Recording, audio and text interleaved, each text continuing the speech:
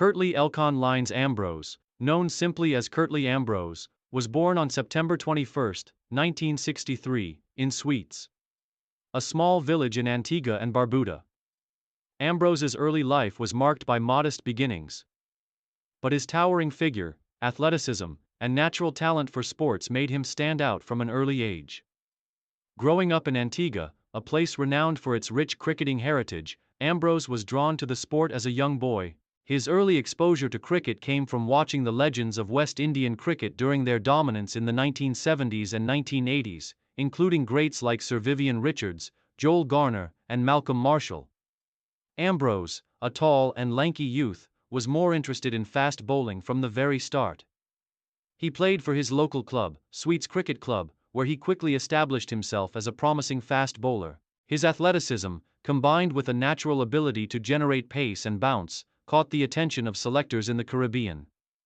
Initially, his primary role was as a bowler capable of bringing in sheer pace, and as he progressed in his cricketing career, it became evident that he had the potential to become one of the finest fast bowlers the West Indies had ever produced.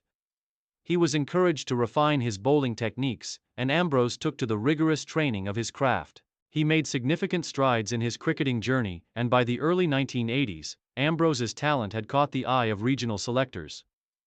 He eventually made his debut for the Antigua and Barbuda team, and his outstanding performances in domestic cricket paved the way for his inclusion in the West Indies national squad. International debut and early career. Ambrose's debut for the West Indies national cricket team came in 1988, when he played his first Test match against India at the Firoz Shah Kotla ground in Delhi. At the age of 25, Ambrose made an immediate impact with his tall frame, rhythm, and remarkable ability to extract bounce from any surface. Though he didn't take many wickets in his debut test, his presence on the field made an impression, as he could bowl consistently at high speeds and with devastating accuracy. Ambrose's true breakthrough came in 1990 when he was selected for the West Indies tour of New Zealand. In his second test match, Ambrose had an outstanding performance, claiming 7 wickets for 25 runs against New Zealand. A performance that announced his arrival on the world stage. His combination of speed, bounce, and the ability to maintain control over long spells was something special, making him a bowler to watch. Ambrose's rise continued rapidly in the early 1990s, as he established himself as one of the West Indies' key bowlers, alongside Courtney Walsh, Ian Bishop, and Carlton Baugh. Ambrose was tall and commanding, often bowling with a menacing glare that made him one of the most intimidating fast bowlers of his era. By the time he was selected for the 1992 Cricket World Cup, he had already established his reputation as a key asset for the West Indies. Career peak, dominating the fast bowling world. The peak of Curtly Ambrose's career came in the mid-1990s, during a period when West Indies cricket was experiencing a shift in its dominance. With the decline of the West Indies' golden era, Ambrose, alongside his bowling partner Courtney Walsh, formed one of the most lethal bowling attacks in world cricket. Ambrose's consistent performances, backed by his towering 6'7" frame, became the cornerstone of West Indies' bowling attack. Ambrose's greatest strength was his ability to maintain relentless pressure on the opposition. He was never afraid to bowl long spells and could maintain his pace and accuracy even in challenging conditions. His bowling was built on discipline, pace, and bounce. Unlike other fast bowlers who relied on sheer pace, Ambrose possessed an uncanny ability to move the ball both ways and extract bounce from even the flattest of pitches. His speed often exceeded 90 mph, 145 km/h, but it was his ability to bowl at a consistent length and hit the stumps that made him a formidable adversary.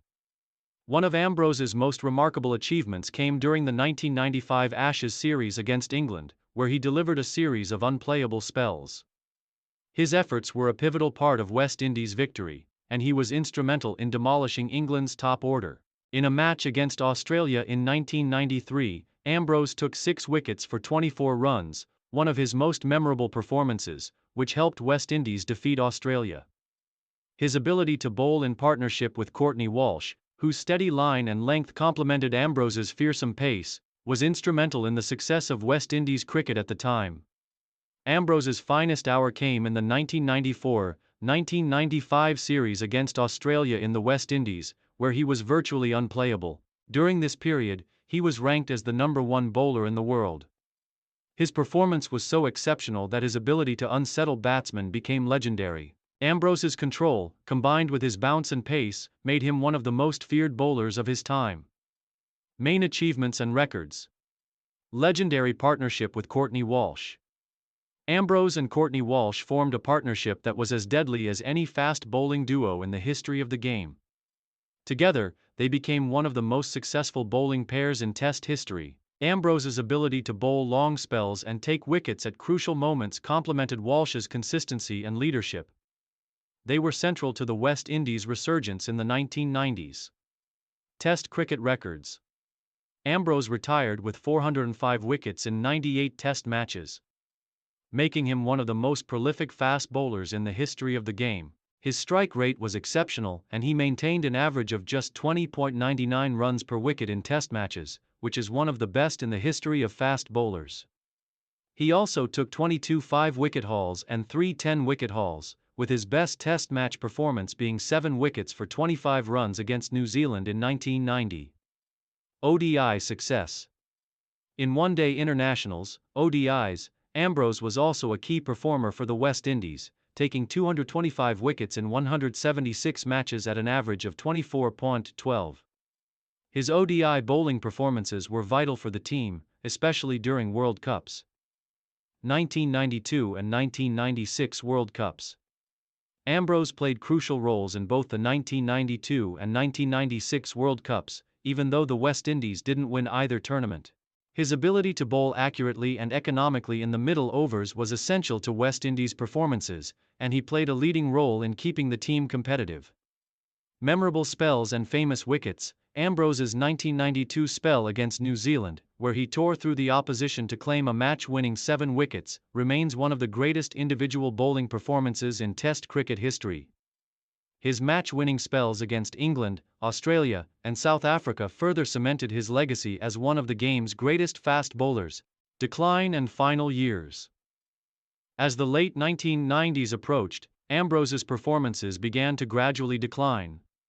Injuries, the rigors of international cricket, and the emergence of younger fast bowlers like Shane Bond and Makaya Ntini led to a decrease in his effectiveness.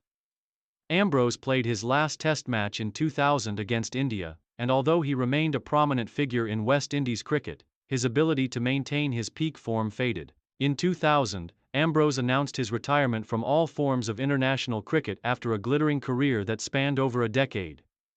He had already retired from ODIs in 1999, and his last Test series against India marked the end of an era for West Indian fast bowling. Ambrose's career was marked by grace and professionalism. And even in his final years, he remained a respected figure in world cricket.